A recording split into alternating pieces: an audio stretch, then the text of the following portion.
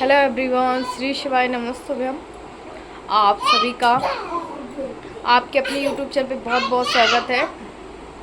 और मेरे पता है कि मुझे बड़ा अजीब लग रहा था कि आप लोगों से ये चीज़ें कहूँ ना कहूँ, तो अभी मुझे बताते हुए बिल्कुल भी अच्छा नहीं लग रहा है। तो ब्लॉग देखते हैं कहाँ बनेगा कहाँ नहीं बनेगा। तो अभी मैं आपको बता दूं, जो मेरे भाई का आप लोगों को मैंने बताया था, छोटे भाई का, उसको थोड़ा सा प्रॉब्लम था। थोड़ा नहीं, बहुत ही था। मतलब कि कई बारी मैंने छोटा मोटा क्लिप वीडियो का डाला हुआ था कि ऐसा है वो ऐसा है, और उसको मतलब खून की उल्टियाँ आ रही हैं, इधर उधर फूला हुआ है, और उसकी बहुत हालत कल 3 दिन से ख़राब थी। तो ऐसा मुझे मम्मी ने नहीं बताया। और फिर कल शाम को मेरी सिस्टर का फ़ोन आया कि वो ना आँख वाँख पलट रहा है, बहुत ज़्यादा सीरियस ही केस हो गया था। तो हालांकि वहाँ का मैंने वीडियो नहीं बनाया क्योंकि मुझे अच्छा नहीं लग रहा था ऐसे कि कहीं भी जाओ बस वीडियो बना लो। तो मैं कल थोड़ा सा ही देख के आई थी। एक हॉस्पिटल में भर्ती था, एक पहले तो प्राइवेट हॉस्पिटल में भर्ती था। तो वहाँ पे 3-4 ही बॉटल लगी, पर वहाँ पे आराम नहीं लगा। मेरी सिस्टर तो खैर पूरी रात भर रही, मेरे पिताजी भी रात भर थे, मेरी माँ भी थी, तो वहीं बैठे रहे। वो 2 बजे मेरी सिस्टर ने मेडिकल में भर्ती कराया, हॉस्पिटल में नहीं, तो वहाँ पे कराया। तो वो डॉक्टर बोल रहे थे बहुत ज़्यादा सीरियस केस है ये। फिर उसको वेंटिलेटर पे रखा और उसके फेफड़े पूरे तरीके से ख़राब हो चुके हैं मेरे भाई के। तो बस आप लोग प्रे कीजिएगा कि सब कुछ ठीक हो जाए। हालांकि डॉक्टर ने अभी कुछ बोला नहीं है, तो मैं देखूंगी कब जाऊंगी। टीबी वाला वार्ड है ना, वहाँ पे वहीं पे एडमिट किए जहाँ मेरे पिताजी को एडमिट किए हुए थे। और ये चीज़ें मैंने कहा आप लोग से शेयर करूँगी तो शायद मेरे जो दिल में भार है वो कम होगा। मैं जब से ऑफ कैमरा ही मतलब चीज़ों को समझाने की कोशिश कर रही थी, पर मुझे लगा नहीं, अभी खुद को समझाने से अभी मतलब नहीं है। तो उसके साथ में आप लोग प्रे भी कीजिएगा। छोटा भाई मतलब मेरे से छोटा नहीं है, मेरे बड़े भाई से छोटा है। मैं तो सबसे छोटी हूँ, 2nd नंबर का है। उसकी एज करीब होगी वही 36 के करीब, 36-37 के।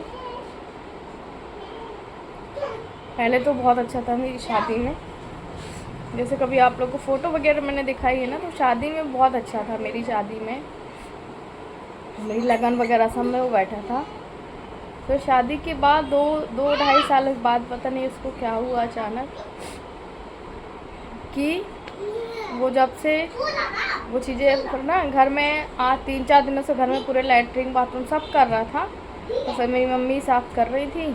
फिर उसके बाद मेरी सिस्टर कल गई थी ना, तो उसने डायपर वगैरह पहना दिया था। तो ये चीज़ें हैं। और पता नहीं मुझे अजीब सी घबराहट हो रही थी, अजीब सी घबराहट हो रही है। तो और आज मेरे हस्बैंड कल की नाइट वो वहाँ चले गए, इंदौर चले गए हैं दिखाने के लिए। और आप कहेंगे मैं नहीं गई, तो उनका कोई फ्रेंड गया हुआ है साथ में, और मैं इसलिए नहीं गई क्योंकि टिकट ही नहीं कंफर्म हुआ, और वो पेशेंट हैं, इस वजह से उनका टिकट कंफर्म हो गया था। वो भी RAC मिली है, और मेरा जो है वो रिजेक्ट कर दिया था। मतलब कि ऐसे कि कुछ भी नहीं हो रहा था, कैंसिल हो गया था। तो मैंने कहा कोई बात नहीं, इसलिए। और अभी बस हम बच्चे घर में अकेले हैं। मुझे समझ में नहीं आ रहा है कि मैं जाऊं नहीं जाऊं। मतलब जाऊं तो बच्चों को लेके वहाँ नहीं जा सकती क्योंकि बच्चे वहाँ पे वो डॉक्टर जाने से मना कर देते हैं। बच्चों को ले जाने नहीं देते टीबी वार्ड में, इसीलिए। और बेचैनी भी हो रही है, पता है मुझे। मैं काम वाम कर ही रही थी, बच्चे लोगों ने वो पाउडर फैला दिए, काम वाम कर ही रही थी, फिर अजीब से ना ऐसे बातें जब याद आ जाती तो अजीब से आपको लगने लगता है करंट टाइप का, वही मुझे लगा।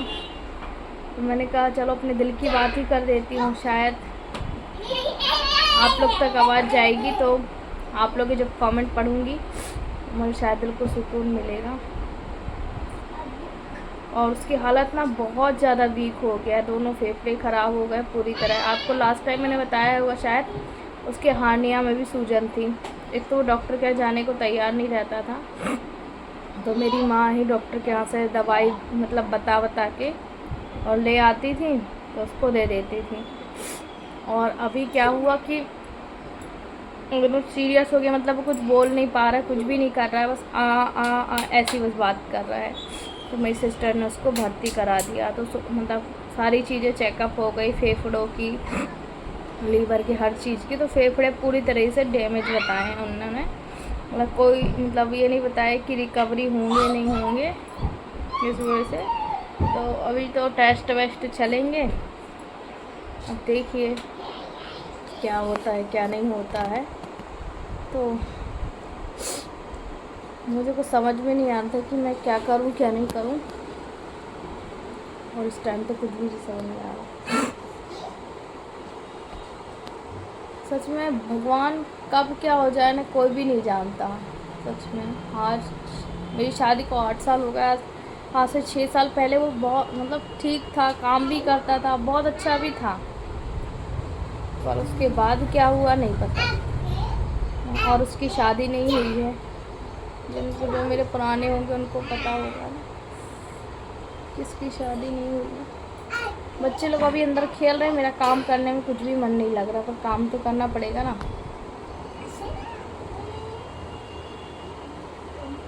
मेरी सिस्टर सुबह मतलब शाम को चली गई थी 2 बजे, मतलब दोपहर को चली गई थी 2 बजे, सुबह 4 बजे आई है वो। पूरी रात वो वहीं पे थी, मतलब क्योंकि वो तड़प ही ऐसा रहा था ना, उसको बेचैनी हो रही थी, तड़प रहा था, मतलब उसको इंजेक्शन लगाए फिर भी कोई आराम नहीं था। प्राइवेट ऐसे प्राइवेट क्लिनिक में नहीं, बेड वगैरह रख देते हैं। देखो हमने क्या बनाया। हाँ ठीक है, बेड वगैरह रख देते हैं क्लिनिक में। चलो मैं अपनी बात को यहीं पे विराम करती हूँ, और हो सके तो आप लोग प्रे ज़रूर कीजिएगा। कहते हैं कि दुआ में बहुत असर होता है, और साथ में डॉक्टरी इलाज तो चल ही रहा है, फिर जो होगा वो देखी जाएगी। और मैं कब जाऊंगी वो मुझे नहीं पता। चलो मिलते हैं आप लोगों से बाद में, अभी तो बहुत सीना दर्द कर रहा सही में।